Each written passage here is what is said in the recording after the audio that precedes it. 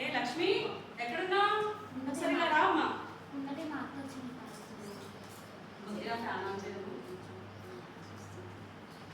సరేగా చెప్పండి అత్తయ్య. ఏంటి డ్రెస్ ఏంటి? ఏంటి పొట్టి పొట్టి డ్రెస్లు ఏంటమ్మా? అత్తయ్య గారు ఇంట్లో ఇలానేనా వేసుకునేది? చీరలు లేవా? మొన్నే కదే పెళ్ళై సంవత్సరం అవుతుంది. మీ అమ్మగారు పెట్టారు, నేను పెట్టాను చీరలు. చీరలు ఏమంటారంటే ఫాల్స్ జాకెట్ లేకుండా పెట్టామంటే మీ అమ్మగారు అలానే పెడతారా, నేను అలానే పెట్టానా? కట్టుకోవడానికి లేవా నీకు? ఏ మరి సాకులు చెప్తున్నాను నువ్వైతే. మరి కట్టుకోవడం రాకపోతే నాకు రాదండి అత్తయ్య చెప్పాలి కదా, నేనైనా కట్టేస్తాను కదా.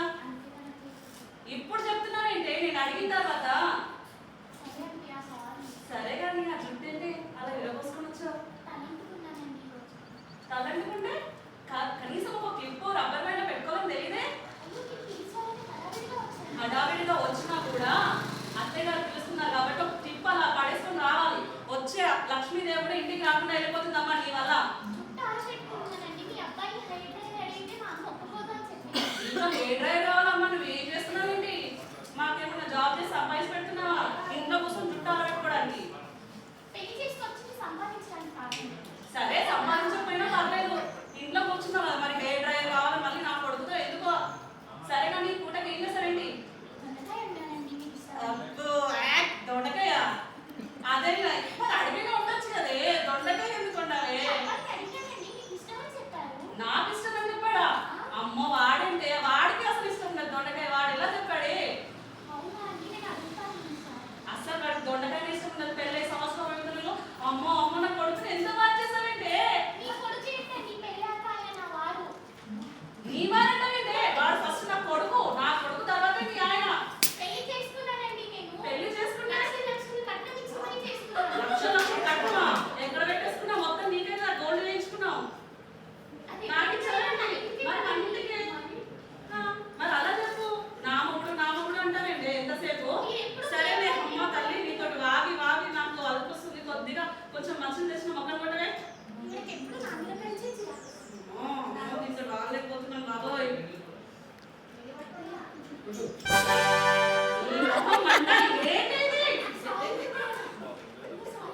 నీరు తీసుకొచ్చి ఏం చేసావు? మొహం మీద కొట్టమంటా తీసుకొచ్చి మొహం మీద కొడతావా? చేతికి ఇవ్వాలి కదా. చాలా బాగా చేశావమ్మా తల్లి. లోపలికి లేచావు.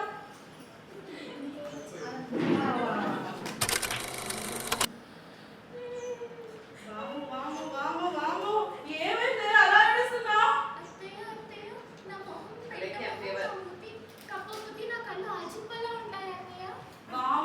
ఎవరన్నారే నేను అలా రావా?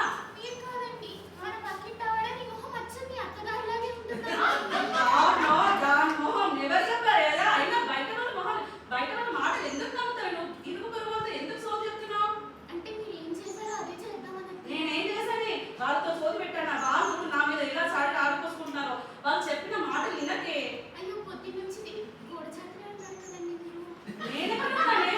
అది కొద్దిగా చక్కెర లేదంటే ఇంటి పక్కన ఆవిడ వచ్చి కొద్దిగా చక్కెర పెట్టమంటే వచ్చి అలా కొద్దిసేపు కూర్చొని కాలక్షేపం చేసింది.